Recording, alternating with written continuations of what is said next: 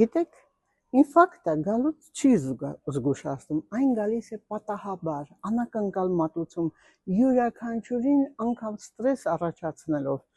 Ինչ պետք է անեք ինֆարկտին, գոնե կարողանաք այդ պահին ձեր առողջականը պահպանել եւ թույլ չտաք, որ ինֆարկտը իր գործը կատարի, մինչեւ շտապօգնության գալը։ Արագ նստել, որտեղ որ լինում է, չի կարելի պարկել, որովհետև պարկելուց գլխուղեր գնում է ավելի շատ արյուն, նստում եք, այնուհետև պետք է ոտքերը մի փոքր բարձրացնել եւ գլուխը մի քիչ կախցնել, որովհետև սիրտը որպեսզի շատ նագրուսկա չլինի,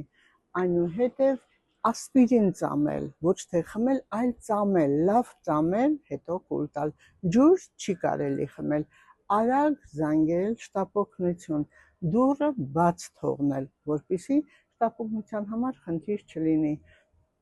պետք է զանգել հարազատներին, անպայման սիրելիներս, յուրաքանչյուրը պետք է կարողանա իրեն այդ պահին օգնել առանց նեղվենանալու, որովհետև ինֆարկտը տանում է շատ շատերին եւ անակնկալ մատուցում, նервային ստրես մատուցելով մարդը չի կարողանում կողմնորոշվել, ինչ պետք է անի։ Դրա համար